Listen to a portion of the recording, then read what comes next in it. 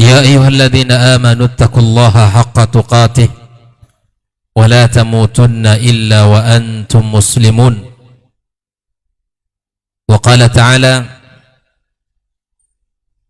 يا أيها الذين آمنوا اتقوا الله وقولوا قولا سديدا يصلح لكم أعمالكم ويغفر لكم ذنوبكم ومن يطع الله ورسوله فقد فاز فوزا عظيما. اللهم علمنا ما ينفعنا وانفعنا بما علمتنا وزدنا علما. Ma'asyiral hadirin, ma'asyiral hadirat minal muslimin wal muslimat,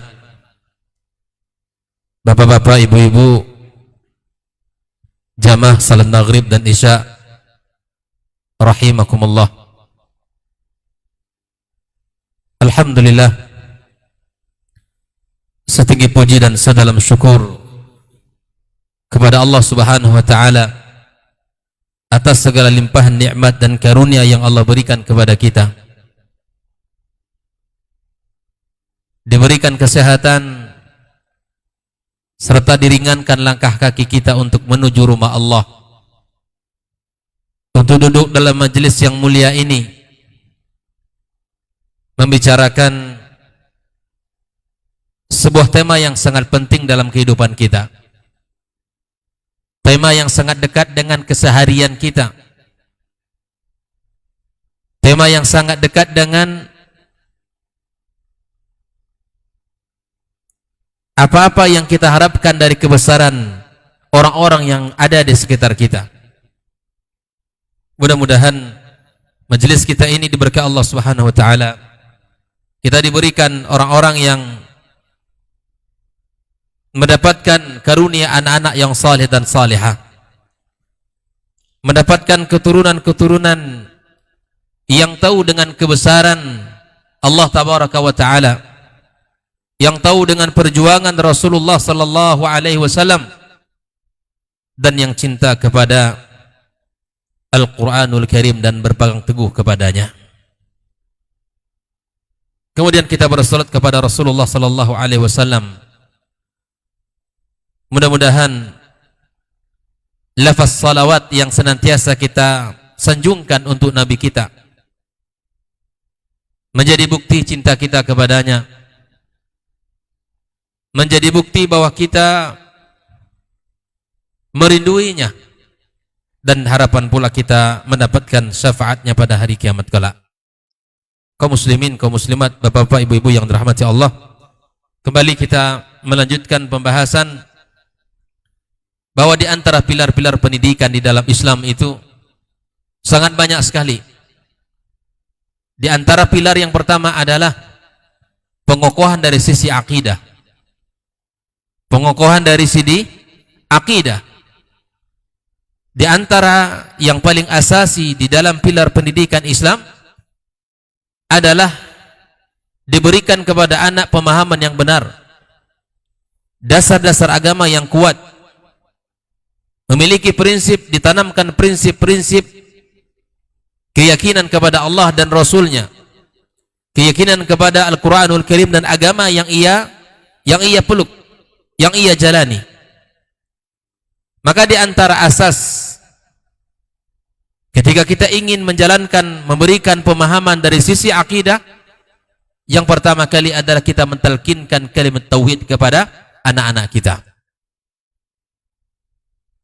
Yang kedua, menanamkan pada diri anak kita kecintaan kepada Allah Subhanahu wa Ta'ala,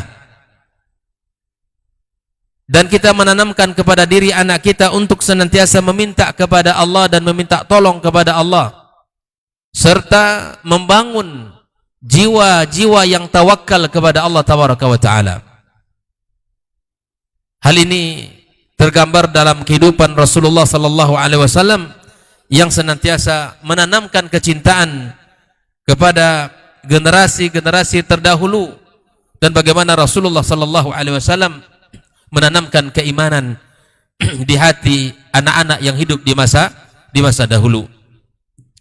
Kemudian di antara asas yang ketiga di dalam penanaman pilar akidah adalah kita menanamkan kecintaan kepada Rasulullah sallallahu alaihi wasallam, cinta kepada Ahlul Bait, dan cinta kepada para sahabat-sahabat Nabi yang mulia.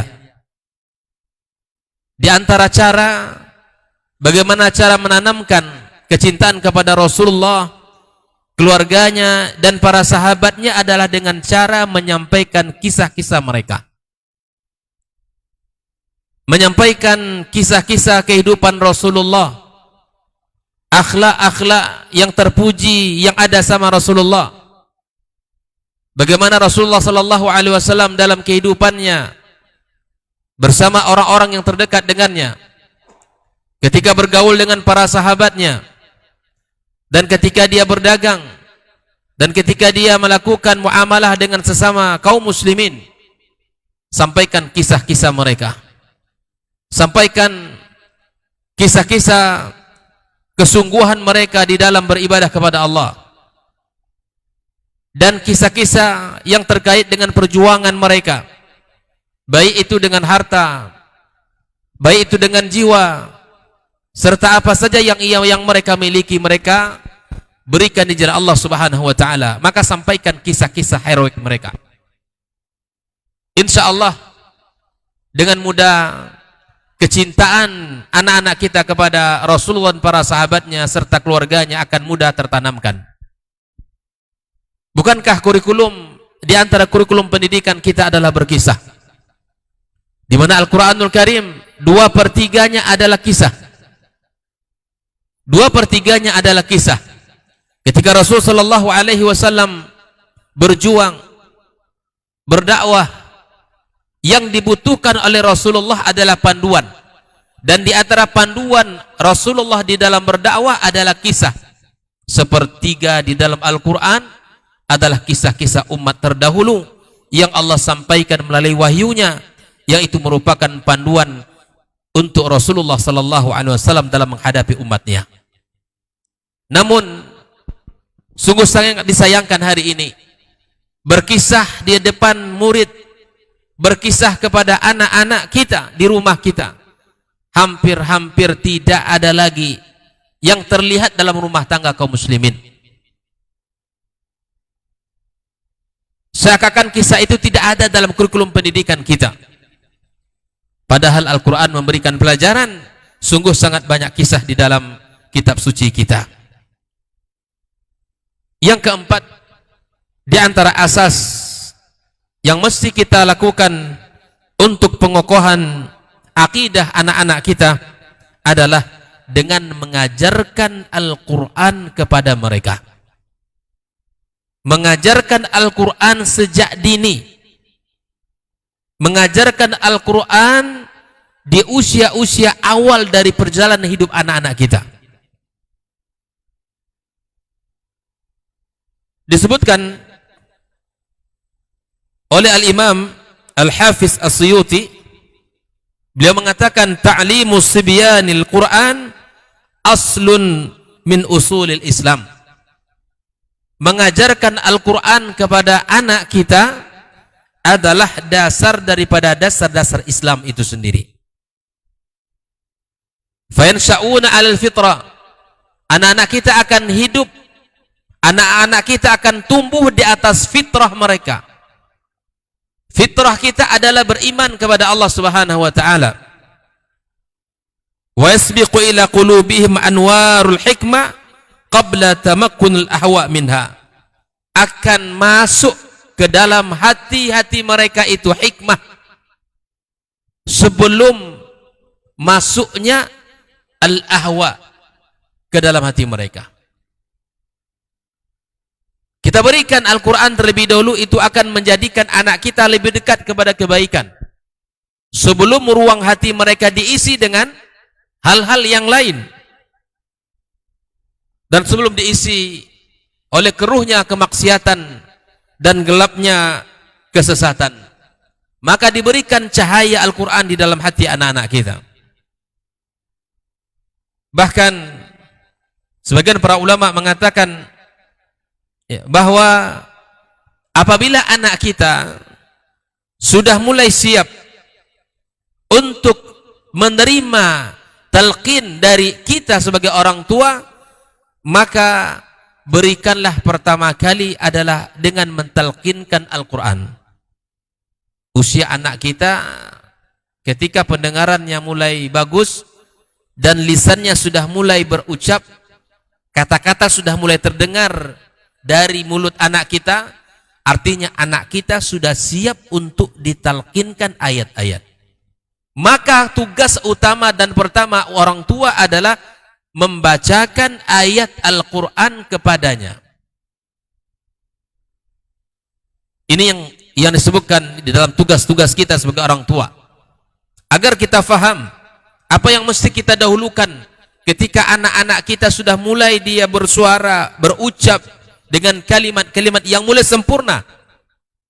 Tidak lain dan tidak bukan kecuali kita harus mentalqinkan ayat-ayat Allah Subhanahu wa taala. Ma'asyiral hadirin wal hadirat rahimakumullah. Kalau kita lihat kepada kehidupan para sahabat,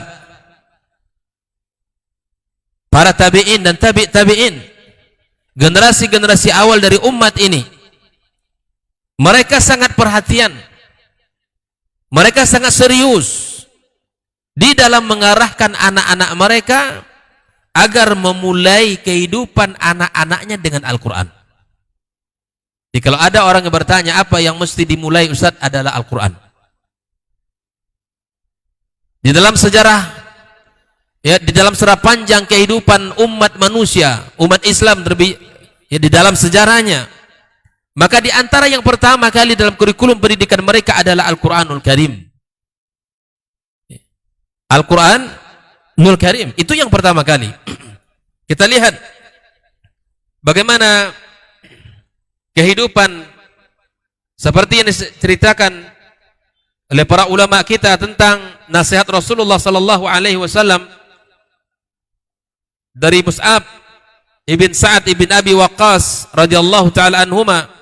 An abihi qala, dia berkata, qala Rasulullah sallallahu alaihi wasallam, khiyarukum man ta'allama al-Qur'ana wa 'allamah. Kemudian kita lihat juga bagaimana perhatian para sahabat Nabi yang mulia, sebagaimana yang dinukilkan oleh Imam Ibnu Katsir rahimallahu taala di dalam kitab tafsirnya, bahwasanya Ibnu Abbas radhiyallahu taala anhuma, dia berkata kepada seorang laki-laki, ala udhifaka bihaditsin tafrahu bihi. Kata Ibnu Abbas, aku akan sampaikan kepada kamu satu hadis yang membuat kamu gembira. Qala bala. Qala iqra tabarakalladzi biyadihil mulk. Ibnu Abbas mengatakan, bacalah ayat iqra, ya, bacalah ayat tabarakalladzi biyadihil mulk. Ini surah Al-Mulk. Wa 'allimha ahlaka. Ajarkan surat itu kepada keluargamu.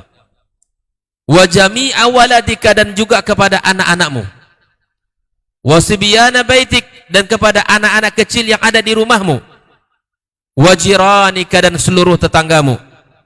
Fa innaha al-munjiyah.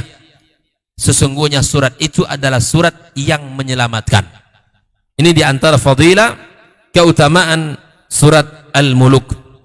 Lalu kemudian Rasulullah sallallahu alaihi wasallam mengatakan, lawadittu annaha fi qalbi kulli insani min ummati. Aku ingin surat itu ada setiap hati orang-orang dari umatku. Ini silakan ya kita baca nanti hadisnya lengkap, bahwa ini merupakan salah satu keutamaan tentang surat Al-Mulk. Surat Al-Mulk itu ada disebut juga dengan surat Al-Munjiyah, yang akan menyelamatkan kita di hari kiamat kelak. Orang-orang yang senantiasa membacanya, ya, melazimkan sebagaimana sabda Rasulullah sallallahu alaihi wasallam, ya, bahwa dia al-mani'ah awil munjiyah tunjihi min adzabil qubur, ia akan menyelamatkan dengan Al-Quranul Karim yang dibacanya, dengan surat Al-Mulk yang senantiasa dibacanya, maka dia akan bisa menyelamatkan dia dari azab kubur. Ini bentuk perhatian para sahabat disuruhnya untuk diajarkan kepada keluarganya, kepada anak-anaknya, bahkan kepada tetangga-tetangganya. Ini bentuk perhatian para sahabat, betapa mereka mengawali kehidupan mereka, kehidupan anak-anak mereka dengan Al-Quranul Karim. Kemudian disebutkan juga Ibnu Abbas radhiyallahu taala anhuma yatafakhar annahu qara'a al-muhkam ala ahdi Rasulillah sallallahu alaihi wasallam wa huwa tiflun shaghir. Kebanggaan Ibnu Abbas ketika di usia kecil di zaman Rasulullah dia telah membaca Al-Qur'anul Karim. Faqad dzakara Ibnu Katsir fi fadail Al-Qur'an anna Ibnu Abbas radhiyallahu taala anhuma qala tuwfiya Rasulullah wa ana ibnu 10 sinin. Di saat Rasulullah wafat usianya 10 tahun lebih kurang. Dan dia setelah selesai membaca Al-Qur'anul Karim. Waqad qara'tul muhkam. Ini kebanggaan-kebanggaan yang kita dapatkan dari riwayat-riwayat yang dinukilkan oleh para ulama kita. Wa amma salafus salih ridwanullah taala alaihim faqad sarul masaruh. Mereka telah mengikuti cara dan metode mereka. Wa masyaw tariq nafsahu, dan mereka mengikuti jalan mereka.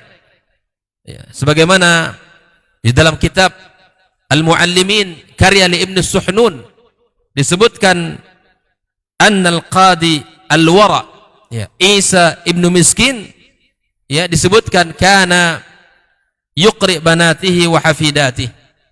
Dia setiap sore membacakan ayat-ayat kepada anak-anak dan cucu-cucunya. Qala Iyad fa idza kana ba'da al-asri da'a ibnatayhi wa banati akhihi liyu'allimahunna al-Qur'an wal ilm. Di kalau sore hari, ya, dia memanggil 2 anak perempuannya dan anak-anak perempuan dari saudara-saudara laki-lakinya, dikumpulkan di tempatnya, di rumahnya, diajarkan Al-Quran dan ilmu. Coba Bapak Ibu lihat itu, di sore hari digunakan waktu untuk mengajarkan anak-anaknya dan anak-anak dari saudara-saudaranya. Diajarkan setelah asar Al-Quran dan diajarkan ilmu. Wa kadzalika kana yaf'alu qablahu Fatih As-Saqaliyah Asa ibn al-Furat bibnatihi Asma allati nalat min al-ilmi darajah kabira. Itu juga yang dilakukan oleh Fatih, ya, terhadap anak perempuannya, ya, Asma, yang terkenal dengan keilmuan yang sangat luar biasa. Jadi kalau kita baca sejarah orang-orang terdahulu, apa yang awal kali mereka ajarkan tidak lain kecuali Al-Quran. Tidak ada yang mereka mulai kecuali Al-Quran. Ini hari ini terkadang Bapak Ibu, ya, saking inginnya anak kita cerdasnya, berwawasan, berilmu jauh lebih pintar dari kita, bahkan kita ini kurang sabar, semua harus diberikan kepada anak. Anak-anak kita sampai keberatan membawa buku yang dimasukkan dalam tasnya. Keberatan membawanya. Karena kita kurang sabar, ingin semua ilmu dilahap di usia itu. Usia kecil seakan-akan anak kita sudah harus pintar ini dan pintar itu. Tapi yang pokok tidak kita pedulikan. Kita sebagai muslim, yang paling pokok yang harus kita ajarkan apa? Al-Quranul Karim. Karena itulah kitab suci kita. Itulah awal daripada perjalanan hidup kita. Kalau dia sudah bersama Al-Quran sejak dini, maka kemudian akan mudah untuk kita berikan ilmu-ilmu yang lainnya. Oleh itu kaum muslimin, kaum muslimat rahimakumullah, mari kita sadari bagaimana konsep pendidikan Islam di dalam sejarah Islam itu sendiri. Tidak lain dan tidak bukan kurikulum pertamanya adalah Al-Quranul Karim. Mari kita lihat bagaimana di dalam Islam bahwa anak-anak yang telah memulai Al-Quranul Karim sejak dini itu sungguh sangat banyak data-datanya. Di antaranya adalah Al-Imam Syafi'i rahimahullah ta'ala rahmatan wasi'ah. Beliau sendiri yang menceritakan tentang dirinya. Faqala hafiztul Qur'ana wa ana ibn sab'a sinin. Aku hafal Al-Quran di usia 7 tahun. Wa hafiztul Muwatta'a wa ana ibn 10. Dan aku hafal kitab Muwatta' karya Imam Malik, guru beliau, pada usia 10 tahun. Cemerlang Pak generasi dahulu itu. Karena mereka memulai dari kurikulum yang paling utama. Mereka memulai dari kurikulum yang paling utama, Al-Quranul Karim. Bayangkan. Kalau kita lihat kehidupan Imam Syafi'i, tidaklah seperti anak-anak yang lain. Dia yatim, hidup bersama ibunya, hijrah dari Palestina ke kota Mekah, diantar oleh ibunya ke seluruh masyayikh yang ada di kota Mekah. Setelah itu ibunya mengajak anaknya untuk berangkat ke kota Madinah agar berguru dengan Imam Malik di kota Madinah. Kalau hari ini kita beralasan sulit hidup, kalau kita hari ini beralasan banyak kali terkendala kita dengan ekonomi dan seterusnya, sejarah telah membuktikan bahwa kesulitan tidaklah menjadi halangan dan rintangan. Mereka sambut kemuliaan, kebesaran anak-anak mereka dengan kesulitan yang mereka hadapi. Mereka sambut kebesaran generasi anak-anak mereka dengan keadaan yang sangat terbatas yang mereka alami. Ini bukti sejarah dalam kehidupan Islam. Bukti sejarah bagaimana orang-orang terdahulu. Tapi mereka bisa jauh lebih besar dari kita. Mereka serius menyiapkan anak, Pak. Mereka serius mengantarkan anak mereka ke guru-guru yang hebat. Tak peduli jarak, tak peduli kesulitan yang mereka hadapi. Yang penting anak ini menjadi anak yang bermanfaat bagi manusia. Makanya ketika diizinkan oleh Imam Malik untuk hadir bersamanya, maka dia telah mengatakan, sungguh aku telah hafal kitab Muwatta sebelum aku duduk di majelis kamu, wahai guruku. Dan tentu kecerdasan Imam Syafi'i sungguh sangat luar biasa, hafal setiap hadis dan kata yang disampaikan gurunya. Ini tentu mauhibah dari Allah Subhanahu wa taala. Yang menjadi syahid dalam kisah ini apa? Bahwa anak-anak di zaman dahulu mereka telah menyelesaikan Al-Quran di usia yang sangat kecil, bahkan di usia 7 tahun seperti Imam Syafi'i ini. Baik, kita lihat kisah yang berikutnya. Yaqulu Sahal ibn Abdullah Tastari, famadaitu ila al-kitab fata'allamtu al-Qur'ana wa hafiztuhu wa anna ibna 6 sinin atau 7 sinin. Aku mulai belajar Al-Quran, aku mulai menghafal Al-Quran sehingga aku bisa menghafal Al-Quran di usia 6 atau di usia 7 tahun. Dia menceritakan tentang dirinya, Pak. Aku dulu mulai menghafal dan selesai menghafal Al-Quran di usia 6 atau 7 tahun. Kita menceritakan data-data ini agar kita bisa belajar.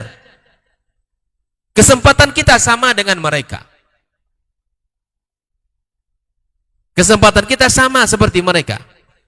Tapi yang tidak sama adalah semangat dan kesungguhan kita sebagai orang tua. Ma'asyiral hadirin wal hadirat rahimakumullah. Al-Imam An-Nawawi rahimallahu ta'ala, fayaqulu Syekh Yasin ibn Yusuf Al-Maraqisi anhu, qala ra'aitu Syekh wa huwa ibn 10 sinin binawa.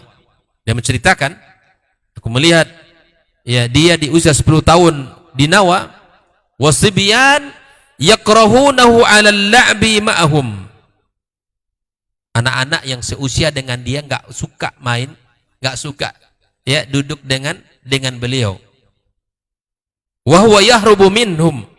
Dia senantiasa lari dari orang-orang yang sebaya darinya. Wa yabki li ikrahihim wa yaqra al-Qur'ana fi tilkal hal. Coba lihat bagaimana Al-Imam An-Nawawi kecil. Ya, dia di saat orang-orang yang sebaya dengannya bermain, dia menyendiri, belajar, menghafal. Sehingga wajar kalau dia sudah besar menjadi ulama besar. Bahkan dikisahkan Al-Imam An-Nawawi, ya, dalam hari-hari, dalam kesehariannya sangat luar biasa. Kalau tidur itu ya ketiduran, Pak. Kalau tidur itu ya ketiduran, bukan karena tidur menyengaja. Kesungguhan dalam menuntut ilmu. Ya, kalau kita memang menyengaja untuk tidur, sengaja untuk tidur, bahkan kalau kurang kita ingin qadha itu, ingin tambah. Tapi Al-Imam An-Nawawi, beliau itu tidurnya karena ketiduran, karena sudah kelelahan, sehingga tertidurlah dia. Ketika terbangun dari tidur, seakan-akan dia kehilangan sesuatu yang mahal dalam kehidupan. Seperti kita, misalnya, ada barang-barang yang mahal hilang dari kita. Ketika kita sadar bahwa itu hilang, apa kira-kira yang kita lakukan? Kita sibuk mencarinya. Kita akan lakukan apa saja untuk mendapatkannya kembali.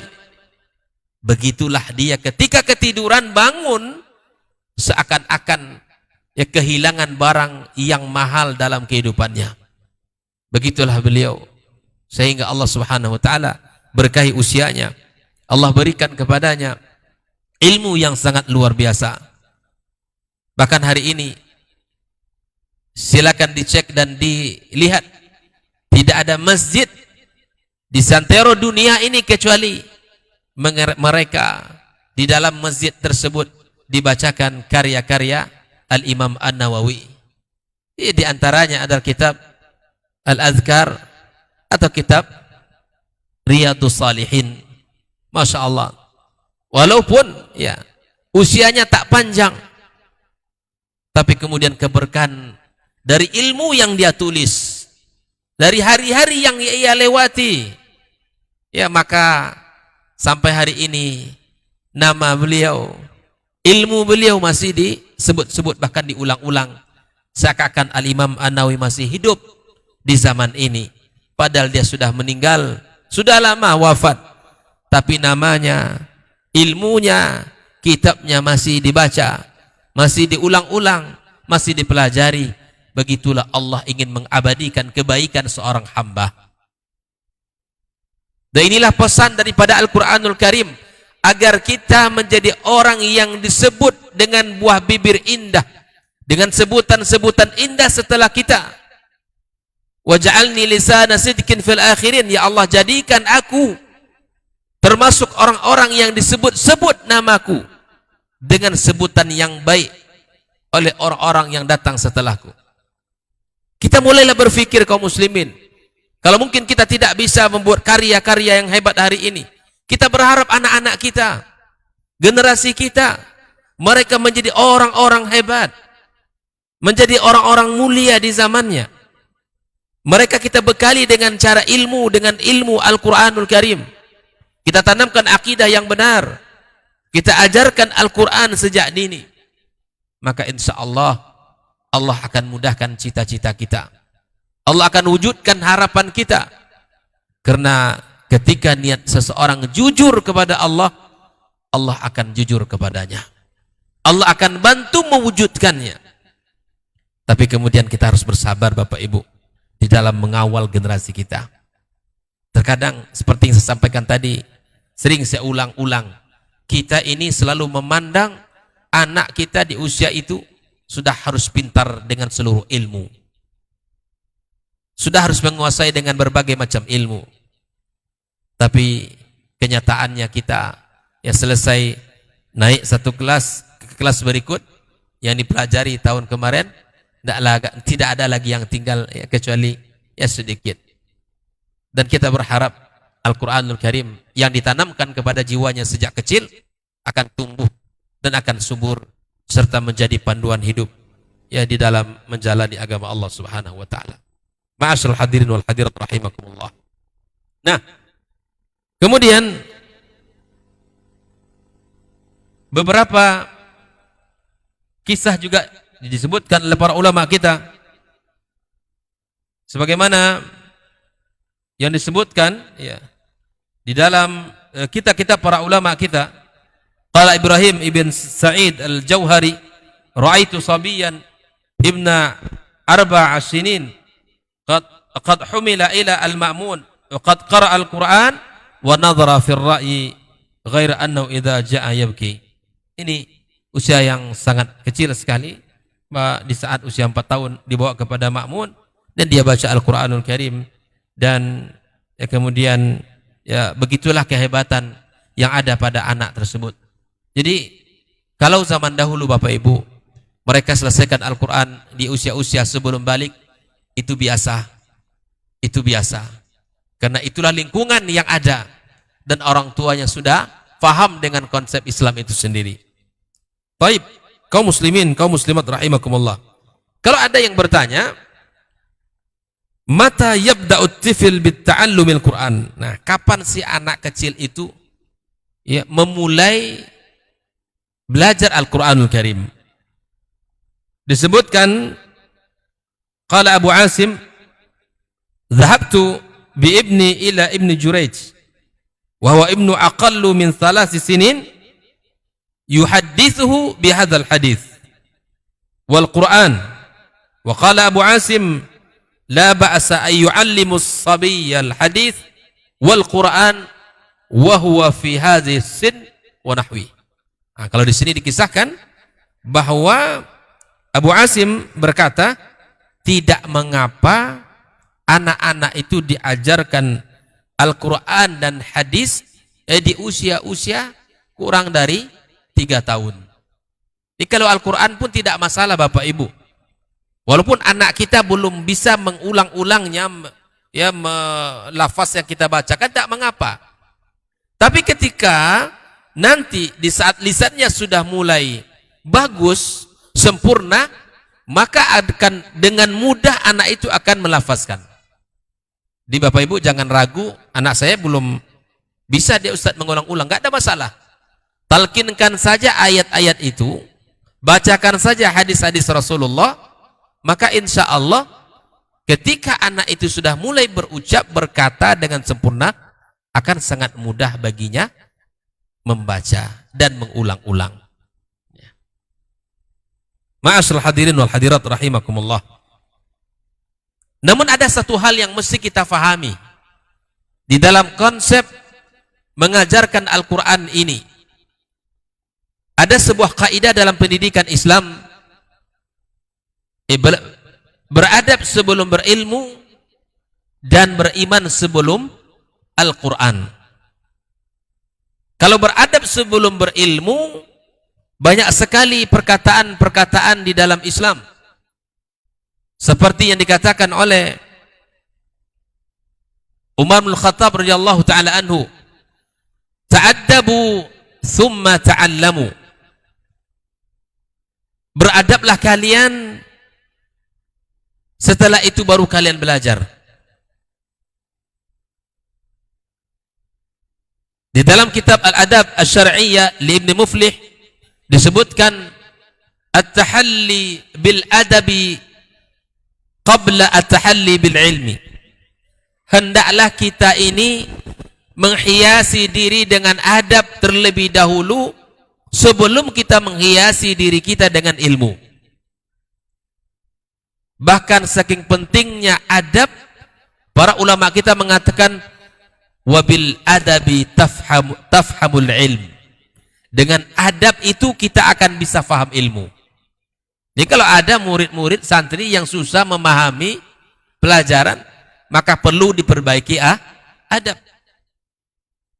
Abdullah ibn Mubarak menyebutkan, talabtul adaba 30 sanatan wa talabtul ilma 20 sanah. Aku pelajari adab itu selama 30 tahun. Dan aku belajar ilmu hanya 20 tahun. Mana lebih lama? Belajar adab atau belajar ilmu? Lebih lama belajar adabnya daripada belajar ilmunya. Nah, adab itu sesuatu yang langka hari ini kaum muslimin. Orang pintar hari ini banyak. Orang cerdas di mana-mana ada. Tetapi orang yang berilmu dan beradab itu yang langka. Itu yang langka. Dan Islam adalah agama yang sangat memperhatikan adab. Rasulullah sallallahu alaihi wasallam mengatakan, "Akmalul mu'minina imanan ahsanukum khuluqan." Mukmin yang sempurna imannya adalah mukmin yang paling baik akhlaknya. Bahkan Rasulullah sallallahu alaihi wasallam diutus oleh Allah untuk menyempurnakan akhlak-akhlak manusia ini. Innama bu'istu liutammima makarimal akhlaq. Bahkan ketika ilmu dihiasi oleh adab, itu akan memberikan banyak keberkahan. Akan kita dapatkan banyak kebaikan. Tapi ketika ilmu kering dari adab, jauh dari adab, maka ilmu tidak akan membuahkan manfaat yang banyak. Oleh itu kaum muslimin rahimakumullah, di dalam konsep pendidikan Islam, kenapa adab terlebih dahulu sebelum ilmu? Karena Islam sangat memperhatikan adab, dan adab letaknya lebih utama daripada ilmu. Kita lihat bagaimana dulu para generasi salaf di dalam mencontohkan adab. Seperti yang dikisahkan tentang Imam Syafi'i rahimahullah ta'ala. Dia mengatakan, "Wa ana uqallibus safha baina yaday Malik." Aku membuka atau membalik-balik lembaran di hadapan guruku Imam Malik dengan cara pelan-pelan.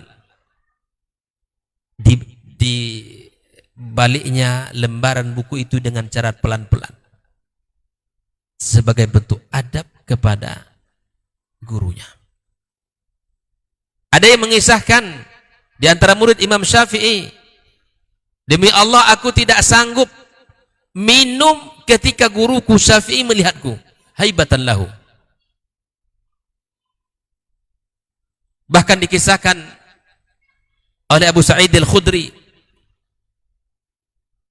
"Kunna 'inda Rasulullah sallallahu alaihi wasallam, aw fa kharaja ilaina Rasulullah sallallahu alaihi wasallam. Ya kunna julusan fa kharaja ilaina Rasulullah sallallahu alaihi wasallam."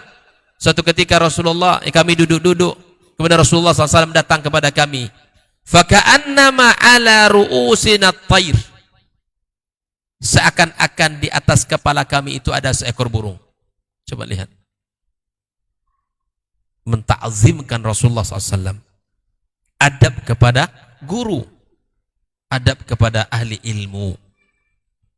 Nah, ini beberapa konsep pendidikan adab sebelum ilmu.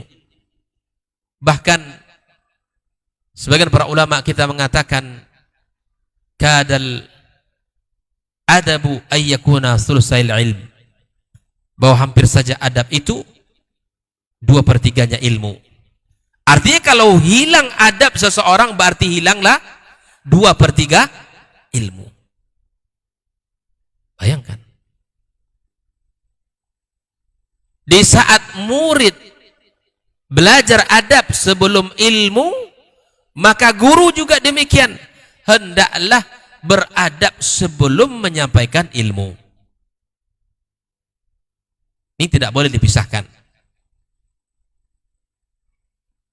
Makanya ketika adab harus diperhatikan, sebagaimana yang disampaikan oleh Al-Imam Syafi'i rahimahullah ta'ala di saat dia berkunjung kepada Harun Ar-Rasyid.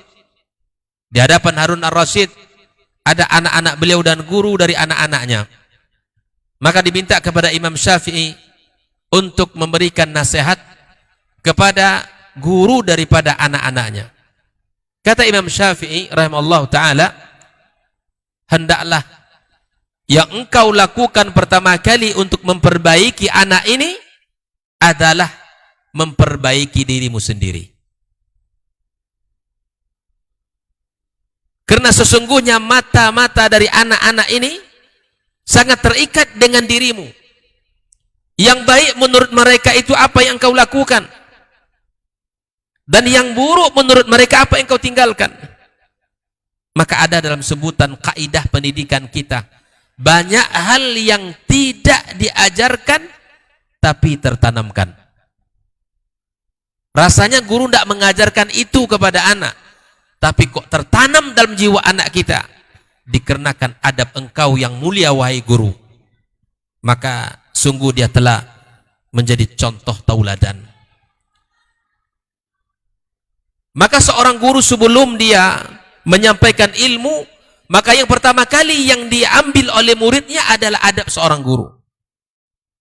Maka memiliki adab bagi seorang guru adalah sebuah keniscayaan, bukanlah sebuah pilihan. Begitupun menghargai seorang guru, beradab kepada guru bukanlah pilihan, tetapi adalah sebuah keharusan. Kalau kita ingin ilmu kita berkah, kalau kita ingin ilmu kita baik dan banyak, maka beradablah kepada guru kita.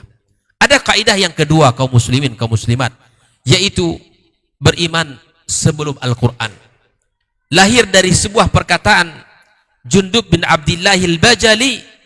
Dia mengatakan, kunna inda Rasulillah sallallahu alaihi wasallam wa nahnu fityanun hazawiratun. Kami bersama Rasulullah, kami berada di sisi Rasulullah sallallahu alaihi wasallam, dan kami, usia kami sebaya ketika itu. Fata'allamna al-imana qabla an nata'allama al-Quran.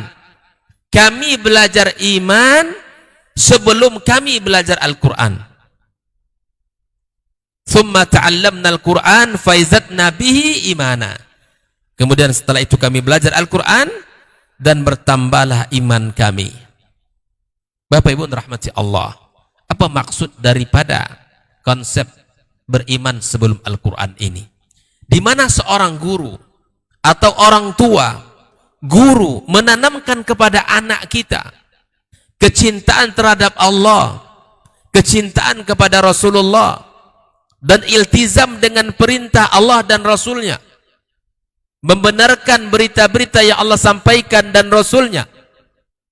Ini yang kita tanamkan kepada anak kita, agar tumbuh dalam jiwanya ta'zim kepada syariat ini, agar tumbuh dalam jiwanya pengagungan terhadap kalamu subhanahu wa ta'ala. Jadi tidak hanya meminta anak kita untuk mencapai target-target,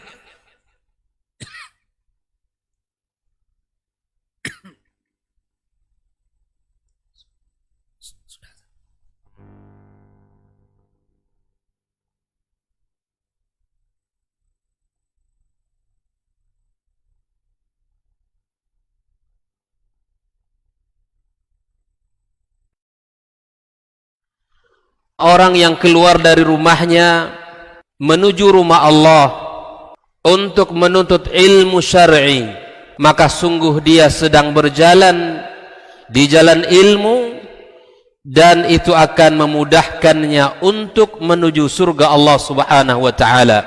Man salaka tariqan yatlubu fihi ilman salakallahu bihi tariqan min turuqil jannah. Barang siapa yang menempuh sebuah jalan, jalan yang ditempuhnya adalah jalan menuntut ilmu, maka Allah akan mudahkan jalannya untuk menuju surga Allah subhanahu wa ta'ala. Orang yang berangkat ke masjid untuk menuntut ilmu syar'i dianggap sebagai jihad fi sabilillah. Nabi SAW bersabda, man dakhala masjidana hadha, barang siapa yang memasuki masjid kami ini, yakni Masjid Nabawi, liyata'allama khairan, untuk untuk belajar atau mempelajari kebaikan, au yu'allimuhu, atau dia mengajarkan kebaikan, kal mujahidi fi sabilillah, adalah seperti orang yang berjihad di jalan Allah.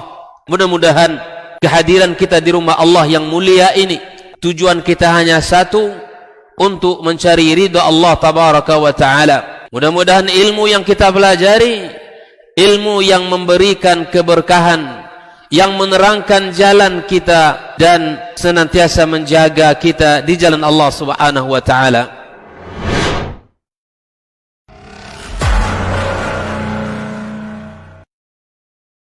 Majtama'a qawmun fi baitin min buyutillah yatluna kitab Allah wa yatadarasunahu fima bainahum illa nazalat alaihimus sakinah wa ghashiyatuhumur rahmah wa haffat bihimul malaikah wa dzakarahumullahu fiman indah. Tidaklah suatu kaum duduk di salah satu rumah Allah, membaca ayat-ayat Allah dan sama-sama mempelajarinya, kecuali turun kepada mereka as-sakinah, ketentraman dan kenyamanan. Wa ghasyiyatuhumur rahmah, dan mereka diliputi pula oleh rahmat, kasih sayang dari Allah Subhanahu wa taala.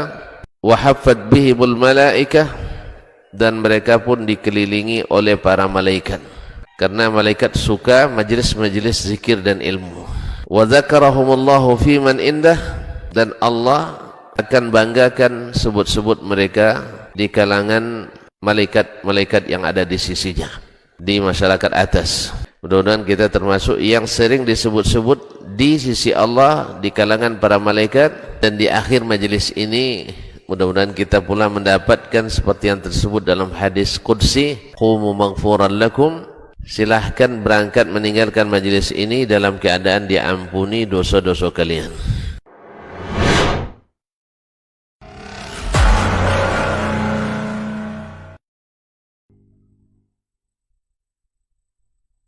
La ilaha illallah Allahumma rabbah salat. Tapi kita lanjutkan bahwa ada sebuah konsep yang disebut beriman sebelum Al-Quran.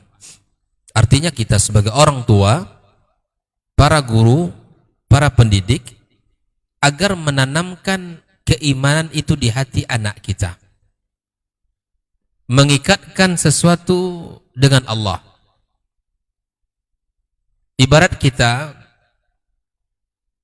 ingin mengendarai kendaraan kita di pagi hari, maka kita lakukan dengan menghidupkannya terlebih dahulu, memanaskan mesinnya. Begitu juga anak-anak kita. Ini tidak mungkin kita berikan langsung dengan perintah. Akan ada trauma nanti di dalam kehidupan mereka. Padahal yang kita suruh adalah Al-Quran untuk dihafal. Tapi ketika generasi ini, anak-anak kita di zaman ini mengambil bagian dari syariat ini seperti sesuatu yang menjadi beban dalam kehidupan, itu yang dimasalah. Sehingga anak tidak mau dengan Al-Quran. Anak kita jangankan untuk membaca murajaah, memegang saja tidak mau. Karena senantiasa Al-Quran itu didekatkan dengannya dengan cara paksa, dengan cara perintah. Maka mulailah untuk menanamkan sesuatu yang membuat dia senang dengan Al-Quran, dengan sesuatu yang membuat dia bahagia bersama Al-Quran. Maka ibarat mesin motor, kalau sudah panas enak jalannya. Anak ketika sudah jatuh cinta kepada Al-Quran, tanpa disuruh pun anak itu akan menghafal Al-Quranul Karim, akan menjadikan tujuannya dan cita-cita hidupnya agar bisa menyelesaikan Al-Quranul Karim. Inilah pentingnya kita, para guru, para pendidik, untuk memahami konsep ini. Apatah lagi penggerak lembaga pendidikan, contoh lembaga-lembaga tahfiz. Silahkan Anda membuat target-target. Satu halaman satu hari, satu halaman setengah satu hari, silahkan. Tapi jangan lupa mengawal anak-anak kita dengan menanamkan keimanan padanya. Jangan lupa akan keimanan yang harus tumbuh subur dalam jiwanya. Kita berharap dengan tumbuhnya hafalan pada anak kita, seiring tumbuh pula cinta dan iman di hatinya. Kita berharap seperti itu. Sehingga hari ini kenapa generasi-generasi kita tidak istimewa dari sisi akhlaknya. Pesantren banyak, pendidikan Islam tumbuh subur, bahkan mahat-mahat tahfiz di mana-mana ada. Tetapi setelah mereka keluar pesantren, keluar dari mahat tahfiz, seakan-akan karakter-karakter mereka itu sungguh berbeda dari apa yang mereka hafal dan mereka pelajari.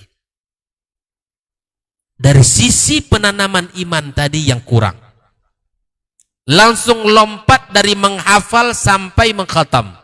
Lupa di situ ada tahapan penting, menanamkan iman kepada anak-anak kita. Hari ini kalau Bapak Ibu mencari anak-anak yang hafiz 5 juz, 10 juz itu sangat mudah, Pak. Cukup pergi ke lembaga-lembaga tahfiz akan ditemukan dengan mudah. Tapi PR-nya bukan hanya sekedar anak selesai 5 juz, 10 juz, atau bahkan mungkin 30 juz. PR-nya bagaimana tumbuh dalam jiwa anak kita itu keimanan. Tumbuh kepada dirinya, dalam dirinya itu ada cinta kepada Allah dan Rasul. Semangat di dalam menjalankan agamanya. Itu yang paling terpenting. Maka kita sebagai orang tua harus paham. Kalau kita ingin mencari lembaga-lembaga pendidikan, carilah lembaga-lembaga yang memperhatikan dari sisi ini. Carilah sekolah-sekolah yang memperhatikan sisi iman dan adab. Karena itu sangat penting di dalam proses pembelajaran. Kaum muslimin, kaum muslimat rahimakumullah. Terakhir, di dalam pembahasan kita, bahwa orang tua yang bersungguh-sungguh di dalam mengawal anaknya di dalam membersamai Al-Quranul Karim, maka sungguh sangat banyak kebaikan dan pahala yang ia dapatkan nanti di hari kiamat kelak. Wabil khusus Allah Subhanahu wa taala akan berikan kepadanya mahkota kemuliaan. Allah berikan sebagai bentuk hadiah kepada orang tua yang telah bersungguh-sungguh mengawal, mendidik dan mensupport anaknya sehingga menjadi seorang hamilul Quran atau amilul Quran, yang hafal Al-Quran dan mengamalkan isi kandungan Al-Quranul Karim. Tentu ini butuh semangat yang sama antara kita dan pasangan kita. Butuh visi yang sama di dalam mewujudkan cita-cita itu. Komunikasi yang lancar, diskusi yang tak boleh terputus di rumah, saling menguatkan, saling mengingatkan, saling menyemangati antara pasangan. Kita bersabar dengan mengawal anak-anak kita sehingga nanti mereka menjadi orang-orang yang menjadi aset termahal kita di sisi Allah Subhanahu wa taala. Yang kedua, kepada kedua orang tua, siapapun, wabil khusus kita yang hadir dalam majelis ini dan siapapun yang mendengarkan kajian kita, agar mengetahui, agar sadar bahwa anak-anak yang usia-usia kecil untuk dijaga dan diperhatikan keikhlasan mereka. Diingatkan menghafal Al-Quran bukan untuk mencari dunia. Diingatkan menghafal Al-Quran bukan untuk dikatakan seorang yang hebat. Diingatkan menghafal Al-Quran bukan untuk disanjung-sanjung oleh orang. Tapi kita ingin ketika Al-Quran itu dihafal menjadi sebuah kebahagiaan yang tak terputus nantinya di hari kiamat kelak.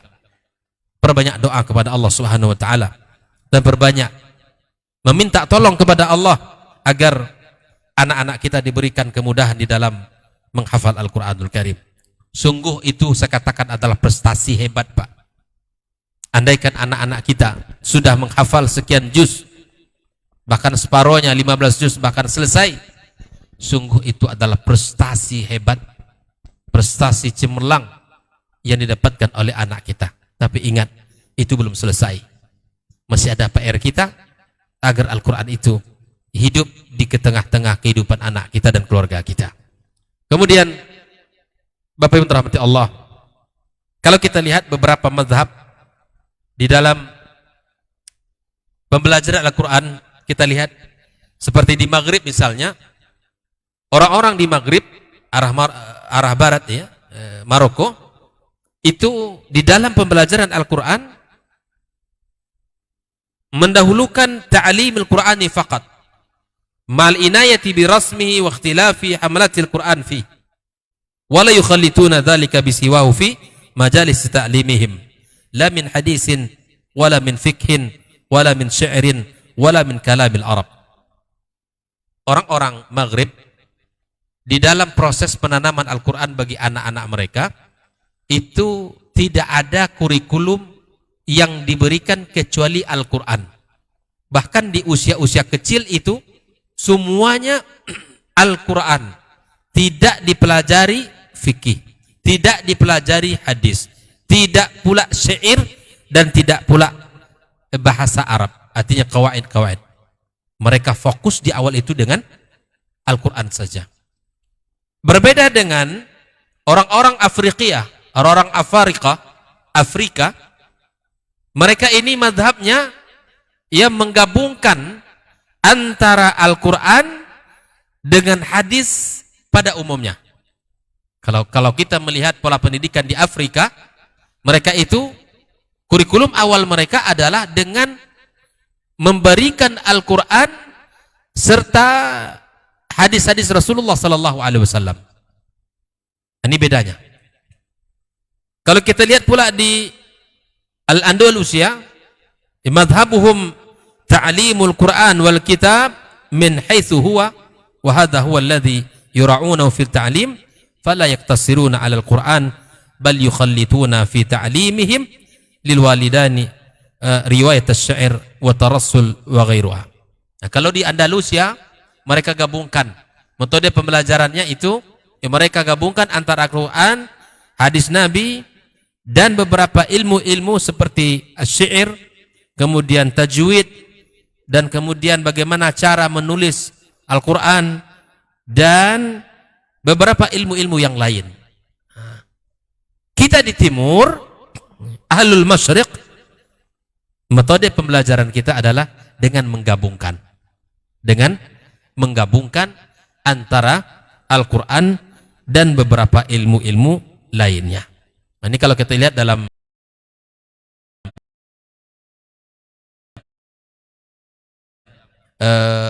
metode pembelajaran di berbagai dunia, maka arah orang-orang Maghrib itu mereka memulai hanya dengan Al-Quran saja.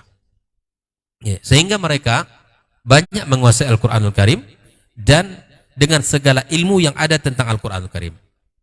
Nah, kita orang-orang Masyriq, orang timur, maka metode pembelajaran pada umumnya adalah dengan menggabungkan antara Al-Quran dengan ilmu-ilmu yang lain, tapi yang pertama kali yang dimulai adalah Al-Quran.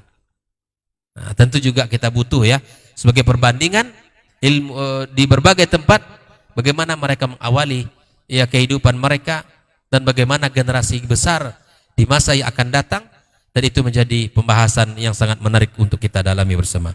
Semoga Allah Subhanahu wa taala yang berkahi pertemuan kita, Allah jadikan kita orang-orang yang diberikan taufik oleh Allah di dalam mendidik anak-anak kita untuk menanamkan cinta kepada Al-Qur'anul Karim, dan kita bersungguh-sungguh kedua pasangan untuk mengawal mereka sehingga menjadi keluarga Allah Subhanahu wa taala di muka bumi, sehingga kita menjadi orang-orang yang melantunkan ayat-ayat Allah di dalam kehidupan kita dan mengamalkan isi kandungannya. Wallahu taala a'lam. Subhanakallahumma bihamdik asyhadu an la ilaha illa anta astaghfiruka wa atubu ilaik.